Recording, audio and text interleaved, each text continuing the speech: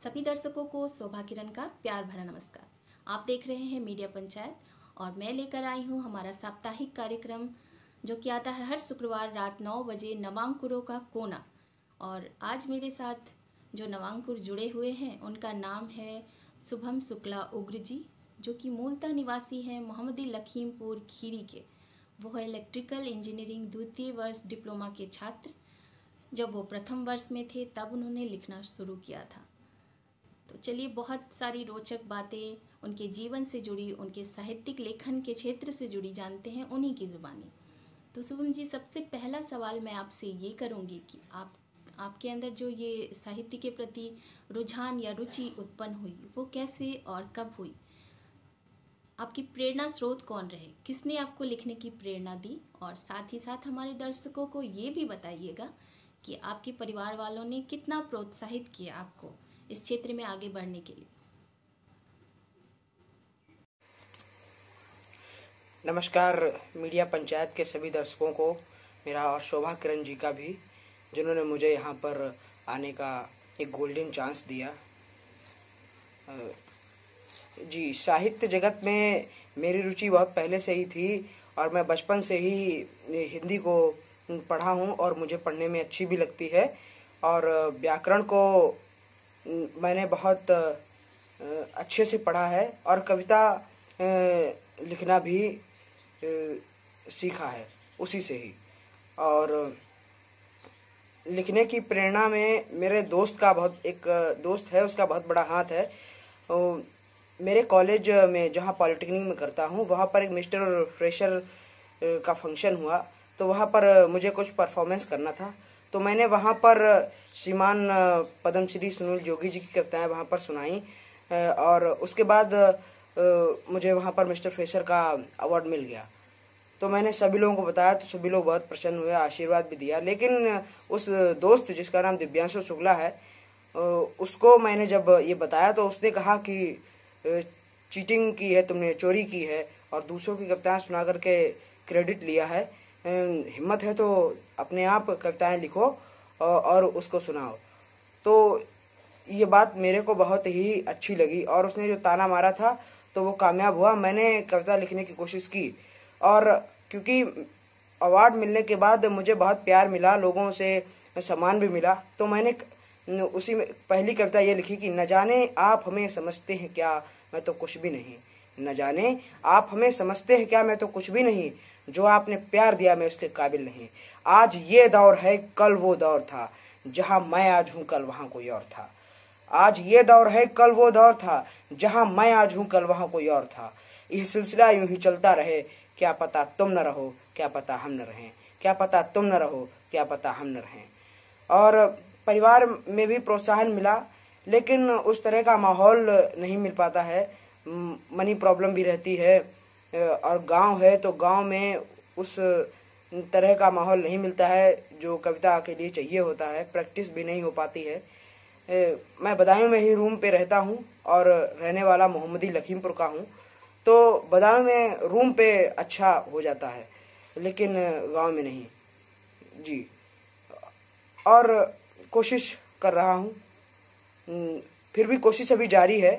दिक्कतें तो आती ही हैं पर कोशिश करना हमारा कर्तव्य है और कोशिश करते हैं। जी शुभम जी, बहुत सारी जानकारी आपने हमारे दर्शकों को दी अपने साहित्य के प्रति रुचि और रुझान के बारे में, अपनी प्रेरणा के बारे में और अपने पारिवारिक प्रोत्साहन के बारे में। तो चलिए अगला सवाल मैं आपसे ये करना चाहूँगी कि आप कौन कौन सी विधाओं में लिखते हैं? कौन सी विधा में लिखना आपको सबसे ज़्यादा पसंद है?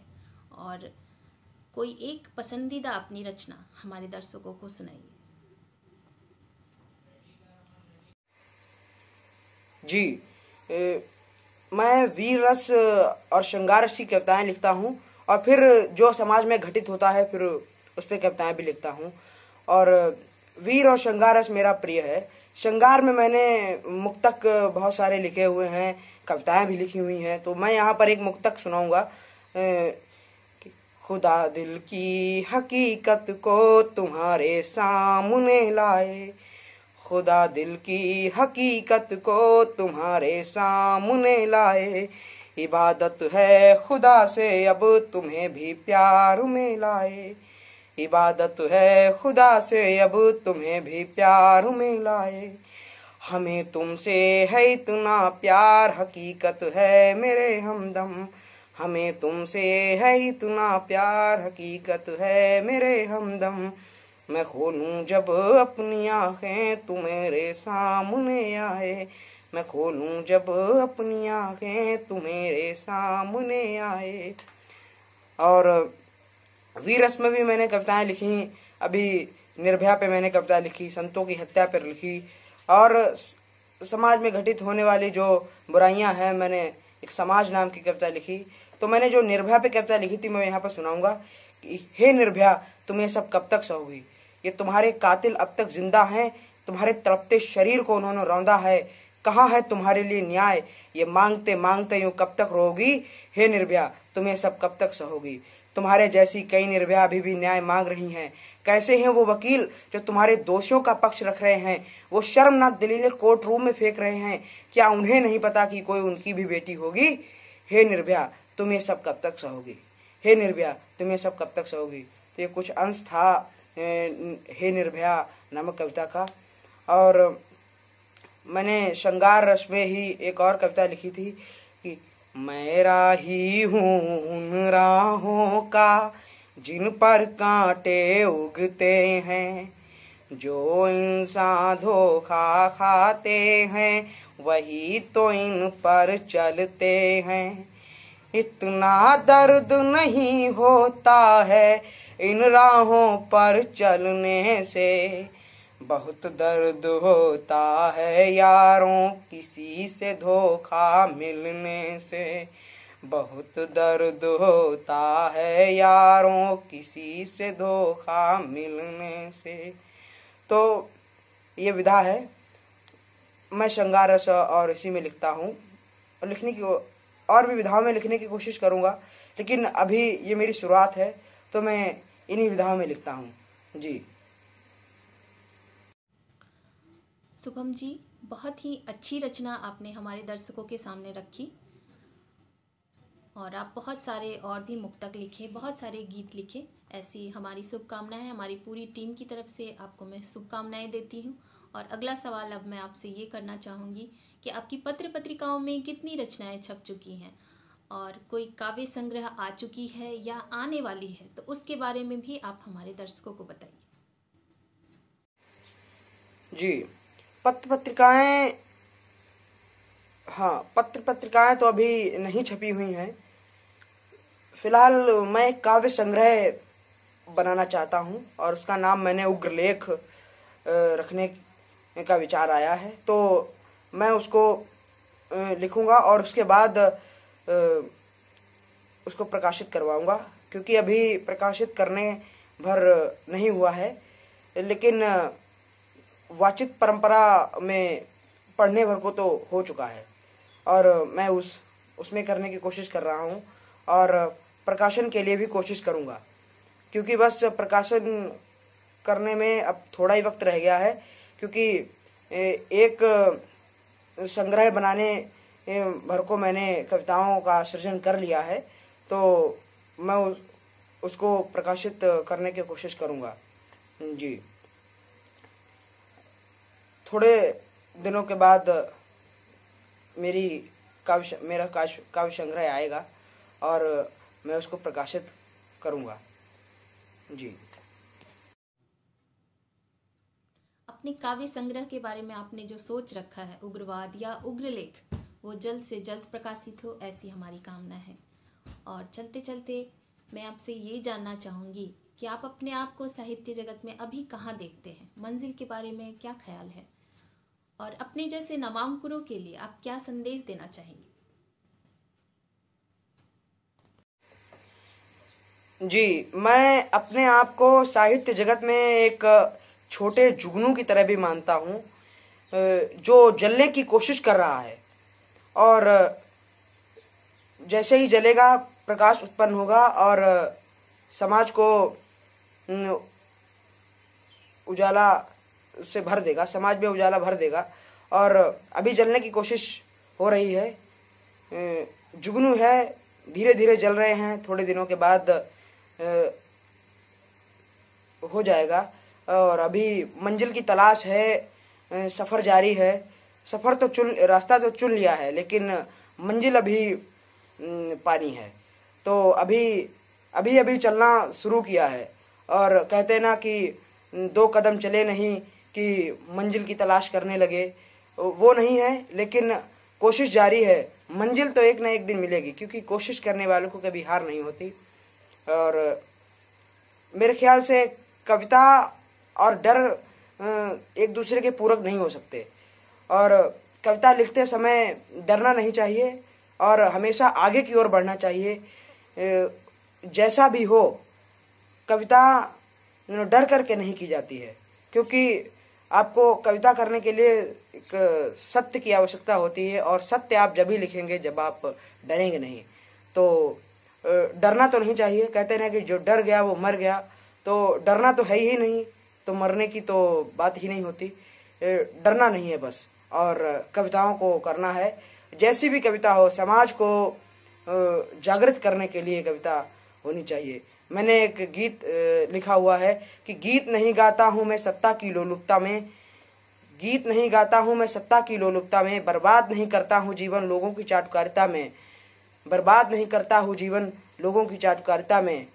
गीत नहीं गाता हूँ मैं लोगों के अभिनंदन में, गीत नहीं गाता हूँ मैं लोगों के आबंदन में, गीत नहीं गाता हूँ मैं लोगों के आबंदन में। तो ऐसी कविता मैंने लिखी हुई है कि सत्य उजागर करता हूँ मैं लोगों के बिना डरे हुए, जीवित करता हूँ उस मानव को जो आहत से मरे हुए। मेरी कविताओं में रौद्र रूप भी मिलेगा, और मैं ऐसी कविताएं लिखता हूँ कि जिसमें एक उमंग उत्साह भी होना चाहिए, चाहे वो श्रृंगार रस से वियोग या मिलन का रहा हो, या वीर रस में चाहे कविता राष्ट्र की बात हो, या कोई भी समाज में फैली विकृतियों के बारे में। तो कविताओं में उमंग और उल्लास तो होना पड़ता है। तो मैं उन शब्दों का चयन करता हूँ जिससे कविता में एक रोमांच हो जाए, रोमांच पैदा हो जाए, जिससे लोगों को सुनने में भी आनंद आए। और फिर कहता हूँ, हर किसी कविता में भी आपको आनंद नहीं आ सकता। कि मैंने कविता एक लिखी है कि बिन घुंघरू के पायल में झनकार कहाँ से लाऊंगा, करुण वेदना के गीतों में श्रृंगार कहाँ से लाऊंगा। ये जनता भोली भाली है जरा इसको तुम समझा लेना, ये जनता भोली भाली है जरा इसको तुम समझा लेना, पक्की मिट्टी की मूर्त में मैं आकार कहाँ से लाऊंगा, पक्की मिट्टी की मूर्त में आकार कहाँ से लाऊंगा। तो ये होता है। और मैंने लेखक या कवि में से किसी को भी अपना गुरु नहीं बनाया है, लेकिन मेरा मानना है कि मैंने बचपन से लेकर आज तक जिससे मैंने जो कुछ भी सीखा है, चाहे वो किताबों से हो, गुरुओं से हो, हमारे मिलने वालों से हो, या छोटे बड़े जितने भी लोगों से हो, मैंने जो कुछ भी सीखा है वो सभी हमारे गुरु हैं। और उन्होंने मुझे सिखाया है।